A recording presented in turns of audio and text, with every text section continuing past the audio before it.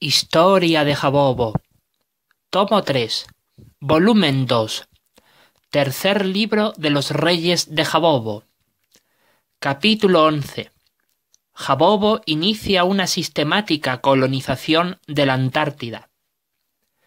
Pues bien, sucedió en los días del rey Javier IX, concretamente en el año 67 de su reinado, que en Gran Bretaña, la cual era la única nación de la tierra, además de Jabobo, que aún poseía monarquía, pues las otras, en los diferentes países del mundo, fueron brutalmente asesinadas durante las revoluciones antimonárquicas que se sucedieron como consecuencia del gran colapso de la economía mundial de 2040, debido a que se las acusaba de robar ingentes cantidades de dinero, provocando la ruina de la economía mundial.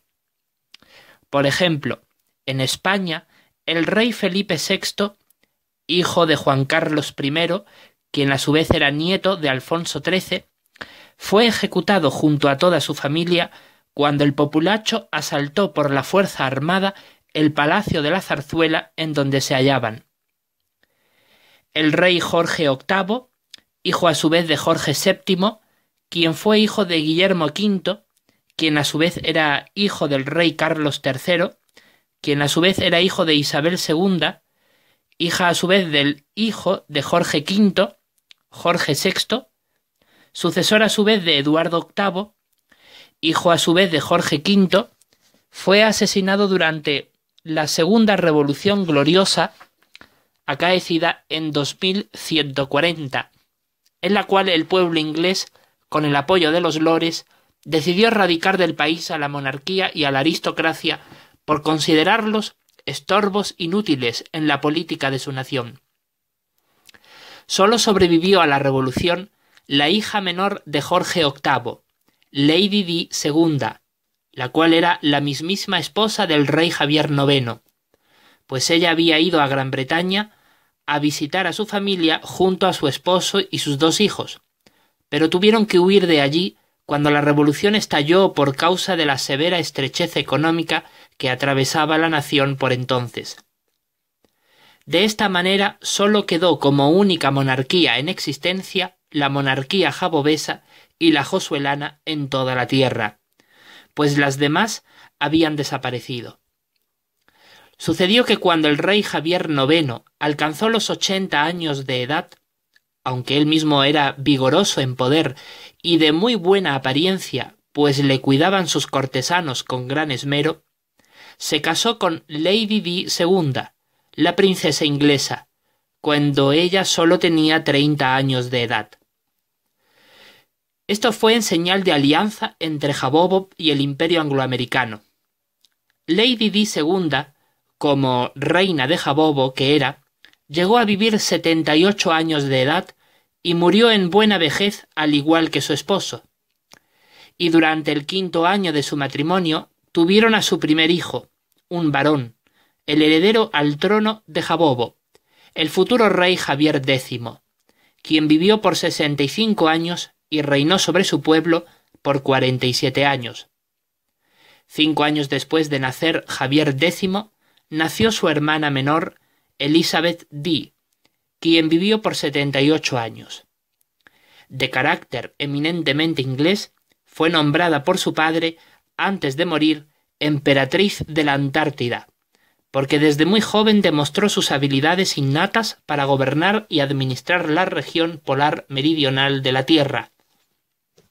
Ahora bien, había ocurrido que tan solo 3 años antes de la muerte del rey Javier IX, su hija Elizabeth Di y su hijo el príncipe Javier X habían descubierto con la ayuda de los ministros de ciencia de su padre minas de oro en la península antártica, lo que dio origen a una lucrativa industria aurífera que a nivel mundial alcanzó el primer puesto en producción de oro, hasta por encima de la producción mundial de las minas de oro de Sudáfrica.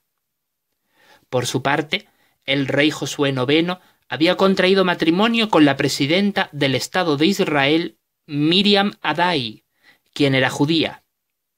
Ahora bien, sucedió que finalmente el rey Javier IX llegó a morir el día 15 de julio de 2153 debido a su edad avanzada y a complicaciones en su salud. Su hijo llegó a reinar en lugar de él, siendo coronado al amanecer del día siguiente con toda la pompa y el honor real característico de la época. Entonces el rey Javier X llegó a ordenar el entierro de su padre en la Ciudad de los Muertos, ubicada en el Cabo de Hornos. La minería comenzó a coger auge en todo el imperio de Jabobo. Había comenzado la colonización sistemática de la Antártida. Ubicada en el polo sur del planeta, la Antártida es el cuarto continente más grande de la Tierra. Primero está Asia, luego América, África y después la Antártida. Y su superficie, de unos 14 millones de kilómetros cuadrados, tiene a vista de pájaro una forma circular. El extremo norte de la península antártica se encuentra a solo 1000 kilómetros de distancia con respecto a Sudamérica, pues con respecto a África la distancia más cercana es de 3800 kilómetros. Con respecto a la isla de Tasmania, la distancia más cercana es de 2530 kilómetros. Con respecto a Australia, la distancia más cercana es de 3135 kilómetros. Y con respecto a Nueva Zelanda, la distancia más cercana es de 2200 kilómetros. El continente se divide en dos principales regiones: Antártida Occidental, que es de menor tamaño que la Antártida Oriental, y esta misma, la cual es la mayor de ambas. Ambas zonas se encuentran parcialmente separadas por una escotadura que se ubica entre el mar de Weddell y el mar de Ross, y recibe el nombre de Antártida Hundida. Esta es una gran cuenca subglacial delimitada por los Antartandes y los montes Ellsworth al oeste y los montes transantárticos al este, así como por la meseta polar en el sur. La Antártida Hundida comenzó muy progresivamente a elevarse sobre las aguas del océano Antártico, pues se hallaba completamente sumergida bajo el nivel del mar por causa del enorme peso que soportaba del casquete glacial que tenía sobre ella, y que estaba desapareciendo a lo largo del tiempo por causa de las grandes extracciones de hielo que efectuaban sin descanso las grandes empresas jabobesas hidropetroleras. La tecnología avanzada de la época permitía a las industrias hidropetroleras producir el sulfato hidroyódico de helio durante todo el año, tanto durante el invierno como durante el verano polar antártico. Al este del mar de Ross y al oeste del mar de Weddell, que son los dos mares más importantes del continente y que están más próximos al polo sur, se encuentra el resto de la superficie continental de la Antártida. La península antártica se encuentra en la Antártida Occidental y se halla próxima al sur del continente sudamericano. La cordillera más prolongada de la Antártida es la de los montes transantárticos, y las mayores altitudes orográficas se registran en las montañas de los Antartandes, especialmente el macizo Vinson.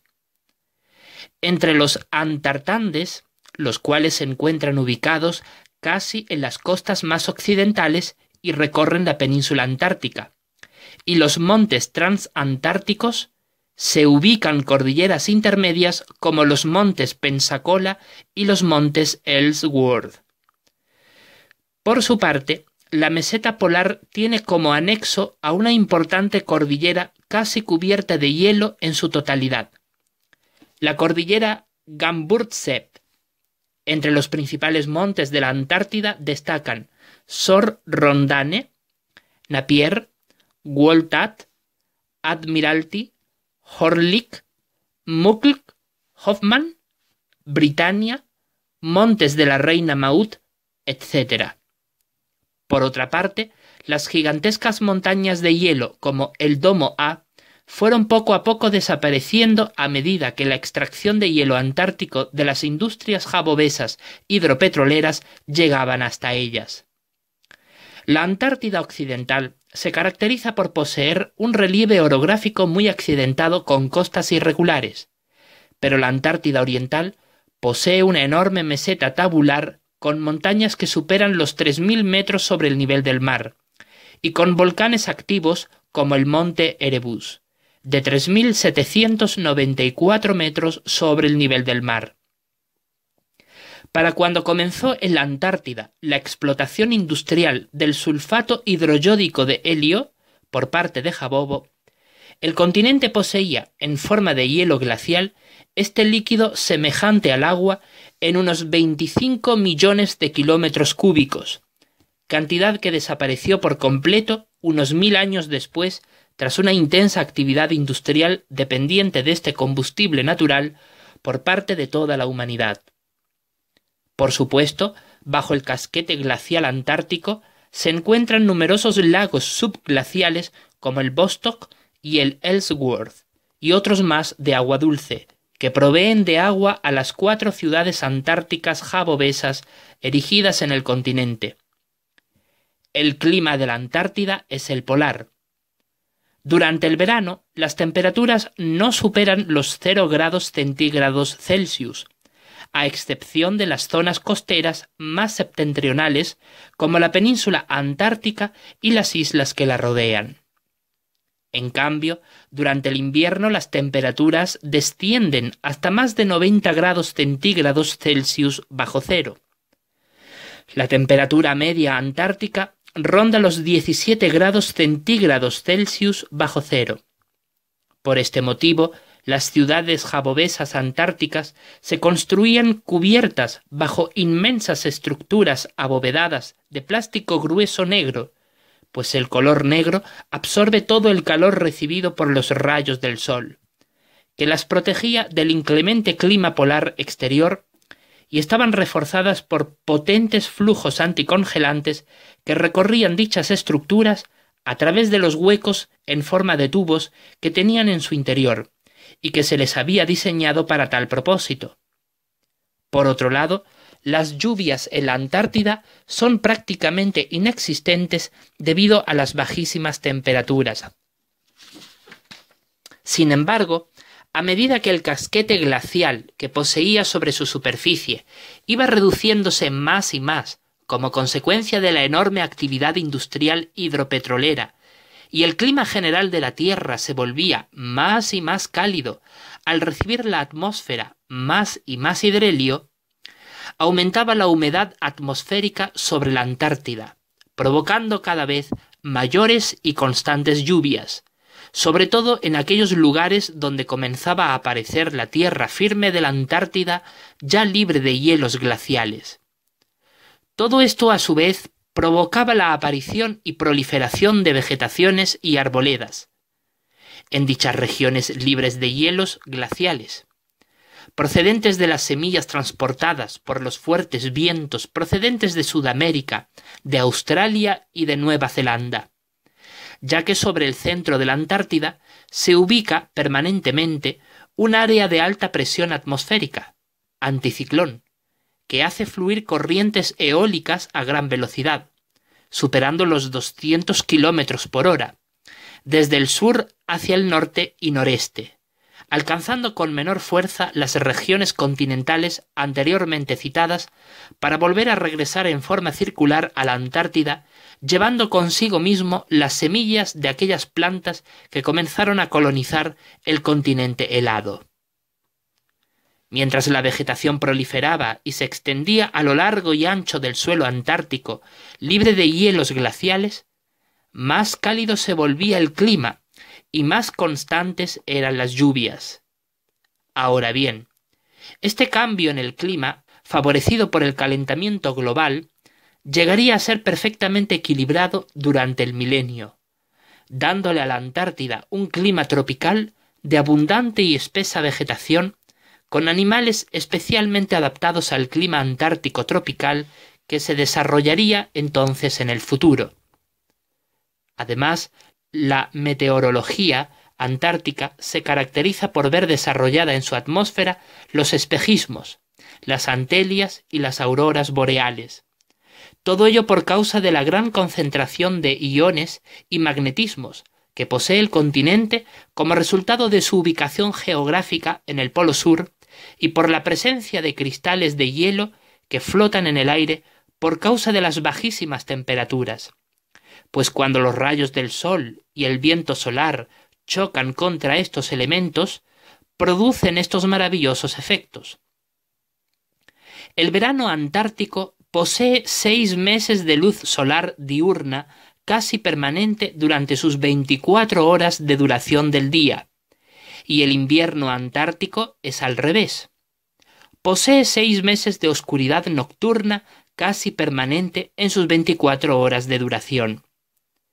Esto se debe a que el eje de rotación de la Tierra está inclinado con respecto al plano de la órbita de la Tierra alrededor del Sol.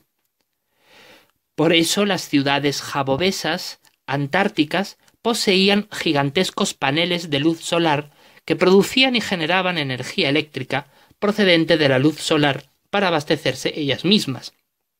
Y durante el invierno producían electricidad de la combustión del sulfato hidroyódico de helio, el cual tenía bajo sus pies en la forma de hielo glacial. Cuando las 4 ciudades jabobesas antárticas, Rabobeira, Arcabuz, Lanzai y Vallenoski, fueron construidas y erigidas, la mayoría de sus estructuras y materiales venían prefabricadas directamente desde el imperio de Jabobo y fueron transportados hasta allí en barcos preparados para ello, tras lo cual los instalaron debidamente. Lo mismo sucedía con las estructuras tecnológicas de las industrias hidropetroleras jabobesas.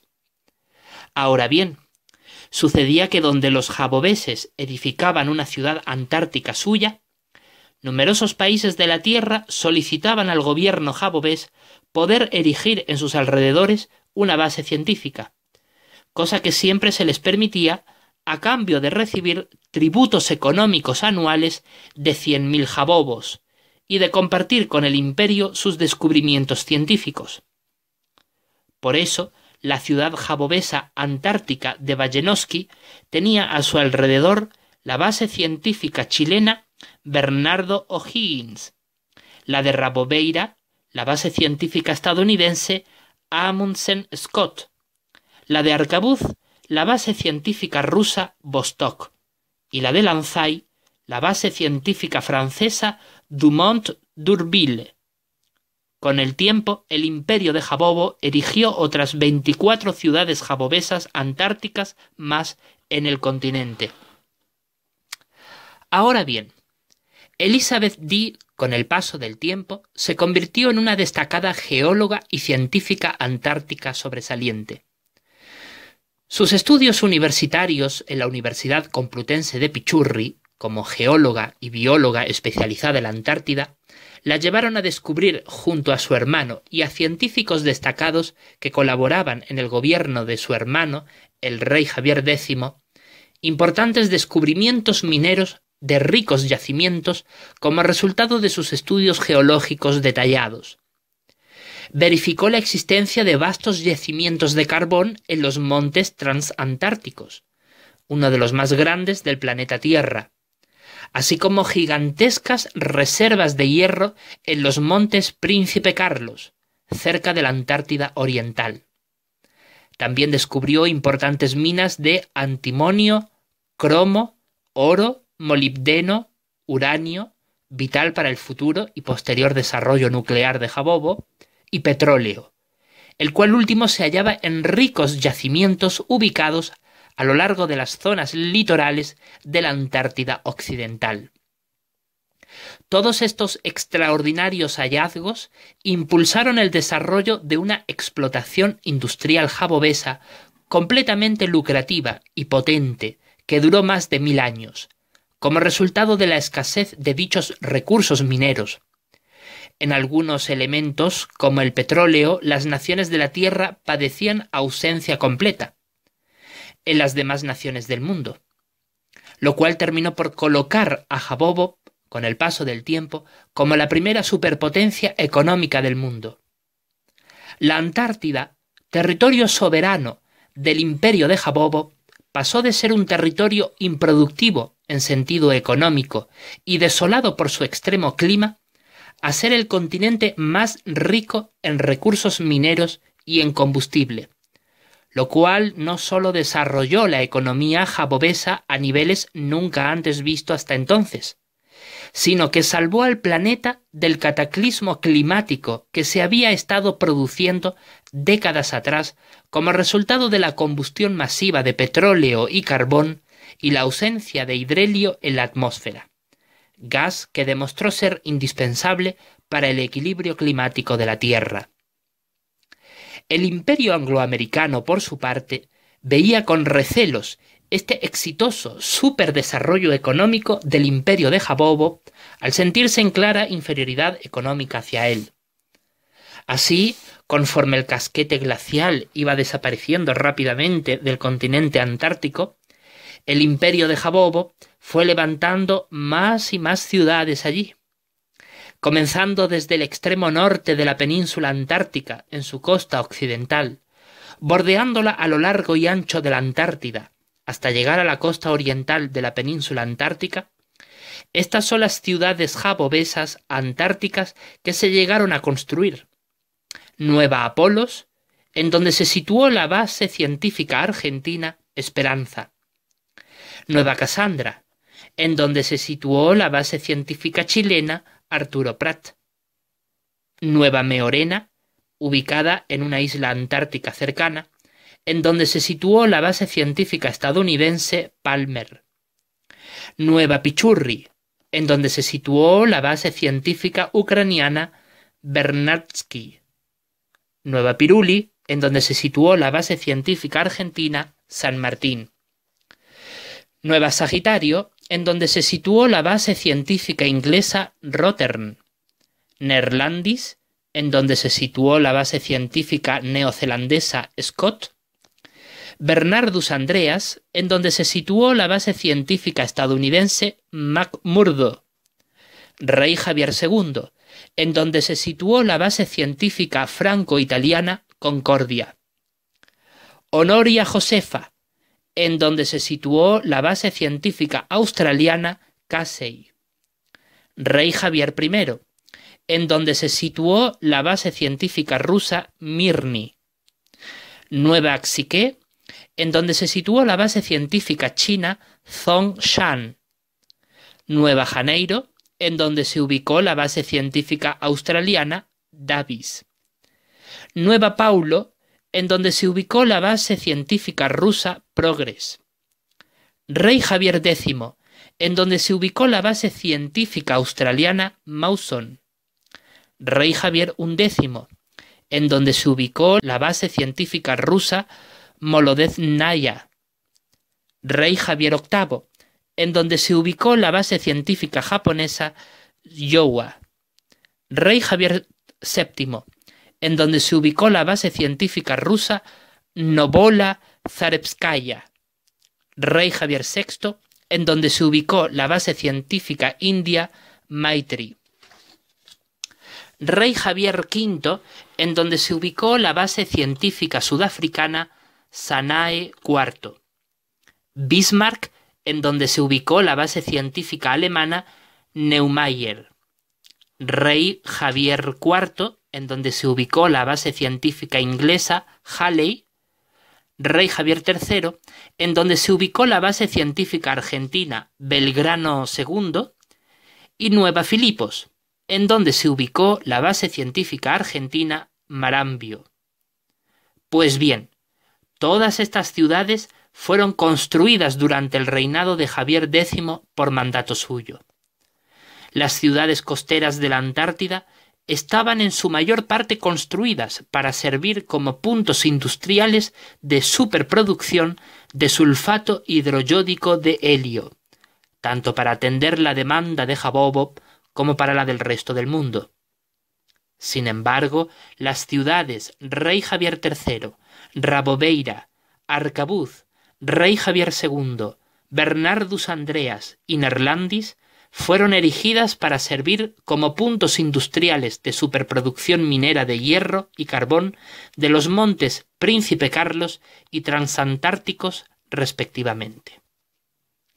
Desde las minas traían la materia prima en ferrocarril hasta las urbes que lo refinaban y procesaban hasta su empaque y posterior envío al imperio de Jabobo. Con el paso del tiempo, la producción industrial minera también iba dirigida a la extracción de antimonio, cromo, oro, molibdeno y uranio. Solo el sulfato hidroyódico de helio era producido para atender la demanda del mercado nacional e internacional. Pero en cuanto al resto de los minerales, incluido el petróleo, estos solo se producían para atender la demanda del imperio de Jabobo. Así, Jabobo se aseguraba de disponer de suficientes materias primas para atender su propio desarrollo industrial y económico sin padecer escaseces y crisis energéticas. También se abrieron innumerables pozos petrolíferos a lo largo de todo el litoral antártico occidental, y las ciudades como Nueva Piruli, Nueva Sagitario, Nueva Pichurri, Nueva Meorena, Vallenoski, Nueva Apolos y Nueva Cassandra sirvieron como puntos de superproducción industrial para ello. De esta manera, el imperio de Jabobo alcanzó el primer puesto de nación productora de minerales a nivel mundial, incluso superando al Perú, que tradicionalmente contenía en sus montañas la mayor parte de las reservas minerales mundiales. Jabobo extraía minerales y petróleo tanto de su territorio soberano sudamericano, aquí era en menor medida, como de su territorio soberano antártico, aquí era en mayor medida. Pero de este último, su producción anual era la siguiente, contándose desde el año 20 del reinado de Javier X. 1.000.000 de toneladas de petróleo, 200.000 toneladas de carbón, 500.000 toneladas de hierro, 18.000 toneladas de antimonio, 765.000 toneladas de cromo, 46.000 toneladas de oro, 1,5 millones de toneladas de molibdeno y 6.000 toneladas de uranio. Toda esta superproducción industrial de minerales se extendió por unos 350 años, a excepción del hierro y del carbón, pues estos últimos minerales pudieron ser extraídos en tal cantidad que duró hasta el mismo tiempo que el sulfato hidroyódico de helio. Ahora bien, muchas naciones de la Tierra se dieron cuenta, a finales del reinado de Javier X, de que la gran prosperidad económica y la superproducción industrial de Jabobo se debía en su mayor parte al saqueo que ésta efectuaba sobre su propio suelo antártico, lo que generó en oleadas de protestas en todo el mundo, pues temían que toda aquella industria jabobesa terminara por destruir el medio ambiente, no sólo de la Antártida, sino también del planeta entero. Tenían miedo del gran cambio climático que todo aquello provocaba, pues junto a los efectos del antiguo calentamiento global, la temperatura media de la Tierra se estaba volviendo más y más cálida hasta el punto de alcanzar los 30 grados centígrados Celsius a finales del reinado de Javier X. No entendían de que el hidrelio, que todas las fábricas y los motores del mundo que emanaban a la atmósfera como resultado de la combustión del hidropetróleo, estaba más bien creando una capa de gases de efecto invernadero regularizadora, pues cuando en efecto la temperatura llegó a alcanzar tal nivel de calidez, se mantuvo ahí y ya no siguió aumentando. Pero de todas maneras, como aquel gigantesco sistema industrial enriquecía tanto a Jabobo y mantenía en pie la economía del mundo entero, nadie llegaba a hacer caso de aquellas protestas del público, las cuales llegaron a desaparecer por completo cuando durante el reinado de Javier XV los científicos se dieron cuenta de que la temperatura global de la Tierra en todas sus regiones y latitudes siempre se mantenía en el mismo nivel.